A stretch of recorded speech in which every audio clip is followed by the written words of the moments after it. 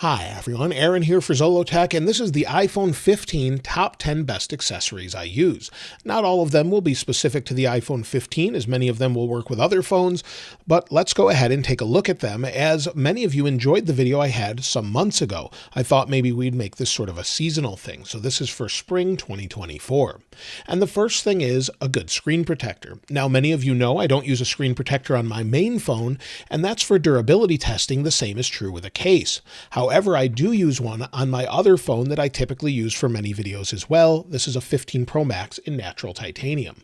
And the screen protector I'm using is actually from Belkin. Now, I often use ones from Spigen as well, and I'll link both in the description as they have different prices, but they hold up well. They have oleophobic coatings, so you don't really see as many fingerprint touches. However, they don't look as good as far as reflections compared to the main screen itself. It holds up well to scratches. I do have maybe a couple right there, but in general, it holds up very well and does a great job, doesn't limit touch input or anything else. Also, a good case is something I use on my 15 Pro Max natural titanium. I use this to film a lot of things, especially when I'm outside, so I like to keep it protected, and this is the hybrid case with stash stand from ESR.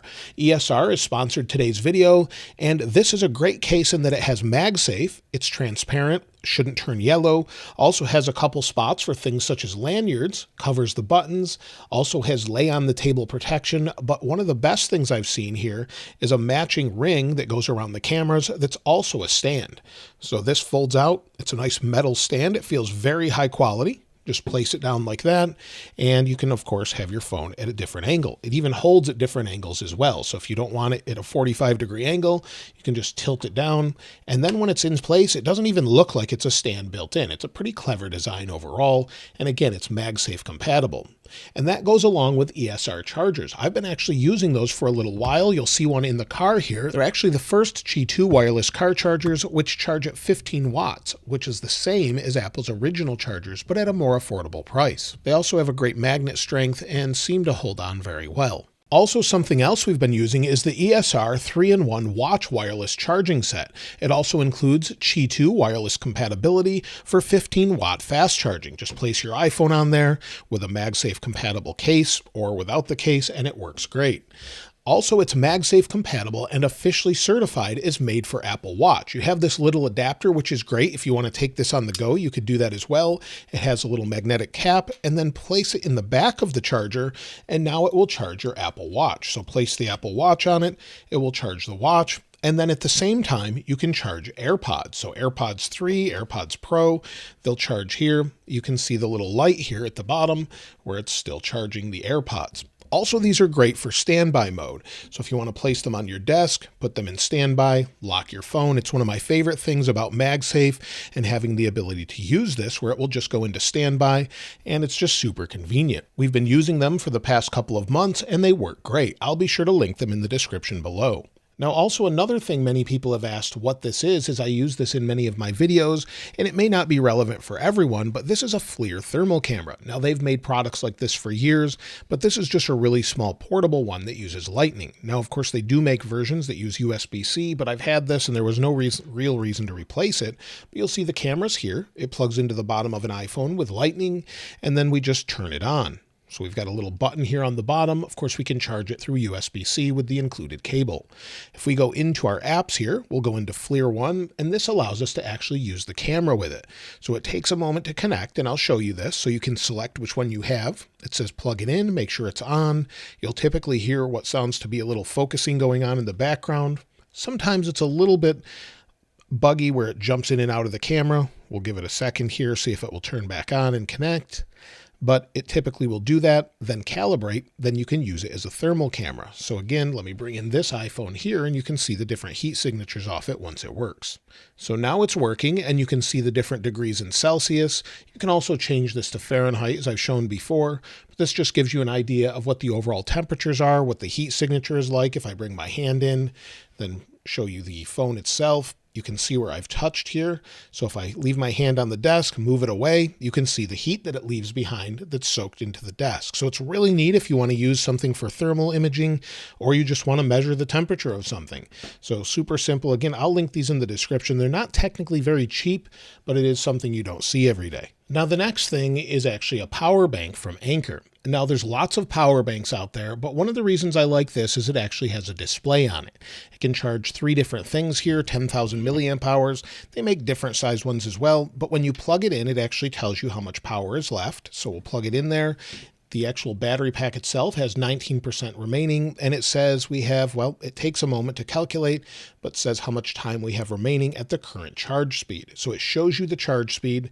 You have different options here as well to see different information, temperature, and much more. So you can have screen timeouts, screen brightness, and more. So it's just really helpful to see that information. And of course, you can charge a few different things at once, and you have a dock option as well to charge this. So if you want to bring it home and set it on a dock, it works great. It's not super compact as far as its thickness, but as far as having 10,000 milliamp hours or even more, depending on which model you have, this is great. If we plug it into my other phone, you can see the different charge statuses pop up. This is at 46%, so the wattage goes up, and it shows you that as well. So I think that's really helpful. Again, you have different information, and you have the cycle counts of this device itself also. So just super convenient if you're on the go and you need a lot of power to power this as well as a laptop, and you don't have a plug. One of my favorite things I've shown for years is this tripod. This is the Manfrotto or Manfrotto, depending on where you're from. It's their tripod that works really well for smaller devices. So it extends as far as its legs go. You have different settings here. You can also set it down like this. It can set pretty flat, but also can be raised up with a little switch on the side that locks it in place. And then it has a tilt and swivel head. So you can move this around, lay it flat, and I actually record all of my shorts or TikTok videos with this typically as well. Or if I'm outside, I use this. So this is something I've carried for years and has lasted me for many, many years. It goes along with this accessory that allows you to clamp an iPhone or any phone you have into it. Just screw it onto the top with the 1/4-20 adapter. And then you can place your iPhone in it to record. Super simple, very easy to use, and then it locks into place as well. It's sturdy, it's not going to fall over, and also one of my other favorite tripods is a little bit bigger than this, so let me show you that. Now this is a pretty heavy-duty tripod that's very portable. This is from Peak Design. They make it in aluminum or carbon fiber. This is the aluminum model, and the carbon fiber is about $100 more or so, and it opens up like this if you want to extend its legs. So it's super simple to use. Just slides in and out and goes pretty tall. Also, the center extends. Of course, it opens like this as well, and then has tools included. So this is one of my favorite things. You have a little Allen head tool included. So here, or a hex head wrench, depending where you're from. And then also, if you open this up a little bit more, the center actually holds a different tripod mount. So if you pull this and then actually turn, out comes what we have with a tripod mount for an iPhone. It's built in, it's portable, and then snaps into the top. I'll show you that in just a second, but it's built right into the bottom here, so you'll never leave it if you're on the go. So again, just slides like that. And then if we look at the top of it, you can see here at the top, we've got a little plate. It locks if you want it to with this little tab here. So it's in there pretty tight. We can move this ring, but let me unlock it here. Now this pops out where it would hold a normal camera, but if you want to use the iPhone mount, this just slides in here as well. So it slides in like that, locks into place, and then you can lock it with this little thing. And then also we have a level that's here as well. If we loosen this knob on the side, we can then pull the tripod up. We can lock it in place and then turn this ring and tilt the whole head of the tripod. We can move it any direction we want, sideways for vertical video, or whichever way you want to get it level. So it's a super convenient tripod that's very compact and pretty much goes flat as well. These legs will flatten out if you want to push them to the side. It's just something I've carried with me on trips and elsewhere, things like CES, if I need a tripod on the go. Also, you may have already noticed here on the side, it says 150 centimeters max height, aluminum, compact ball head, 5 segments, travel tripod. So again, something I really like using that I carry with me everywhere. Now you may or may not have seen one of these before. This is a slider, and this is by Rhino Slider. So this is beat up a little bit as I've had it for years, but it's very compact. And if you push this button here, we can slide this out and then put a little tripod mount on it. So you place a tripod mount and then it will slide back and forth to get footage of whatever you're taking. So you can tilt this down if you want to take it on a trip, tilt it back up. And then also we turn it on by pressing and holding this button. You'll see it moves like that. And then we can connect it to our phone. So let me do that here. You'll see we can connect it with either a camera or use it directly on the tripod with the phone itself. We'll just connect it so I can show you how it works. Takes a second here, and then we're good to go. We can change our duration, the ramp speed of how fast it speeds up and slows down, and then we just press start when we have that all set. And it slides very, very smoothly. It takes a lot of force to stop it or slow it down. You could have it sort of horizontally, and it would carry, I believe, up to about a 5-pound camera.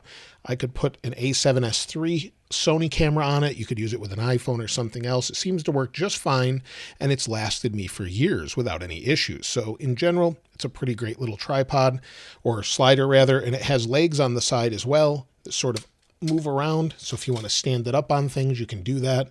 And again, it works really well, and it's fairly compact if you need to bring it on the go. One more thing that goes along with that is another mount for the iPhone. This is Belkin's mount for a continuity camera. It allows you to place this on top of a monitor. You can slide this back and forth, and it uses MagSafe. So maybe you want to place it on a monitor, and then you want to use this as your camera, so you're on a FaceTime call, but you'd rather use this maybe through a Mac instead of this. Now, if you want to use this on a MacBook Air for maybe a FaceTime call instead of using the fairly terrible screen camera that's built in, you can actually do that. It will hold on here just fine. Let me hold it up so it doesn't tip over, but it holds just fine, and you can use a better camera from your iPhone than what you have on your MacBook. So we only have 1080p on the MacBook, of course, with limited capability due to the thinness. With your iPhone, it's going to look much better, so you can use continuity camera. You could also use that for FaceTime on an Apple TV or something along those lines. It just works really well. It's made of metal, and it's very simple. Now, the next one may seem very obvious, but it's something I legitimately use almost every day, and that's the AirPods Pro 2. Now, it could be the USB-C version like I have here, or even the Lightning version, but they're both great, especially if you travel a lot. Maybe you're on a plane. These work really well to the point where I just don't bring AirPods Max anymore. I just carry these. They're more compact, not as big to bring along with me, and do a great job. Of course, you're pretty familiar with them at this point, but they're super comfortable to me. If they fit your ears properly, they work great. They last a long time and give you all of the features you get with iOS 17, and of course, future features that we're hearing with iOS 18, where they might offer hearing aid support and maybe some other support as well.